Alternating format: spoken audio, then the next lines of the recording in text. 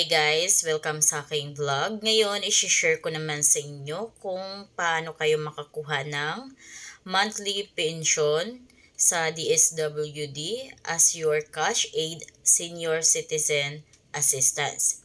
Yes guys, pwede kayong kumuha o makakuha ng monthly pension kay DSWD. So ngayon, paano nga ba kayo makakuha nito at ano ang mga eligibility? Ano yung mga requirements at ano yung proseso. Pero bago yan, kung kayo ay bago sa aking vlog, please consider to subscribe para updated kayo lagi sa mga informative at updated na mga videos ko. Then ngayon, paano nga ba kayo makapag-apply ng DSWD Senior Citizen Assistance Cash Aid? So, sa Pilipinas, pag kayo ay over the age of 60, so kayo ay senior citizen na. Kung kayo ay senior citizen na, so pwede na kayo maging eligible to get a monthly allowance of 500 pesos. As a senior citizen, makakuha kayo ng cash assistance na worth 500 pesos monthly. So, itong programa na ito ni DSWD guys is a financial aid or financial assistance to senior citizens who are indigent, needy, and poor. Ayan, so kung kayo ay belong sa indigent at kung kayo talaga ay nangangailangan at kayo ay mahirap, so pwede kayo maging eligible dito para sa social pension program ni DSWD. Dito sa social pension program na ito is kailangan lamang na indigent senior kayo, over 60 years old, ayan, kung kayo ay senior citizen. And then of course guys, kailangan wala kayong natatanggap na any pension from the government. So kung kayo ay nagpipensyon na sa SSS or GSIS or kung anong klaseng pension yung natatanggap nyo monthly is hindi na kayo pwede dito kay DSWD. So para lamang ito sa mga wala pang pension. And then, of course, kailangan din na hindi kayo employed. So, kung kayo ay senior citizen na at still employed pa rin kayo, so hindi kayo qualified dito sa senior citizen cash assistance. And then, dito din, dapat wala kayong source of regular income. Ayan. So, automatic guys, pag once kayo ay may regular income, kayo ay employed, kung kayo ay may pension na natatanggap sa SSS or any government pension, is automatic, hindi na kayo pwedeng maging eligible dito for the assistance. Dito, ito yung amount na makukuha nyo monthly as a senior citizen. Ayan, then schedule of payment. So, hindi nyo ito pwedeng makuha guys every month.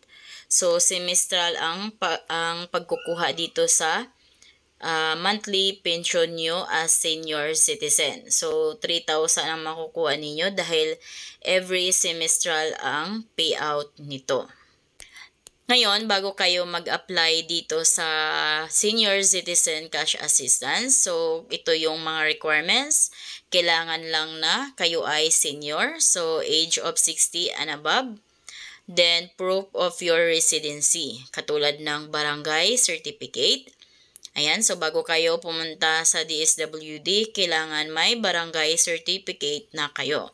So, para makapag-avail kayo dito sa Senior Citizen Cash Assistance, certification and authorization from the Office of the Senior Citizens Affairs or OSCA are required. Ayan, kailangan yung kumuha ng certification and authorization from OSCA.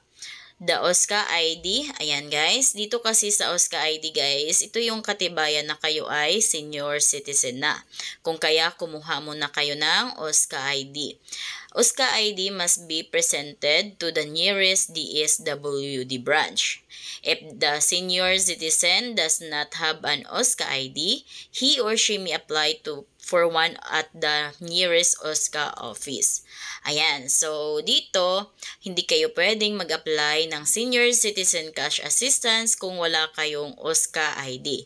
Kung kaya, bago kayo pumunta sa DSWD, kailangan mag-apply or kumuha muna kayo o pumunta muna kayo sa OSCA office para magkaroon kayo ng OSCA ID, katunayan na kayo ay senior citizen na. Then dito naman, ito yung form na kailangan nyong i-fill out pag nandun na kayo sa DSWD. Fill out nyo lang yung form and provide documentation such as a proof of your citizenship or residency. Ayan, so lahat ng information doon, kailangan yung fill upan as a proof of your age and proof of your income. Ayan, so kung hindi na kayo makakita gaano, so magsama na lang kayo ng mga apo ninyo or kasama nyo sa bahay dahil pagdating nyo sa DSWD is may form pa kayong fill upan. Ngayon, paano nga ba kayo makakuha ng social pension from DSWD for senior citizens? Ayan, so dito, kailangan nyo nang mag-apply. Seniors, kailangan mag-collect ng required documents. Seniors can then submit their application to the nearest DSWD office. Kailangan lang na kompleto na yung mga requirements niyo bago kayo pumunta sa DSWD office. Pangalawa, application form can be downloaded from the DSWD website or obtained from your local DSWD office.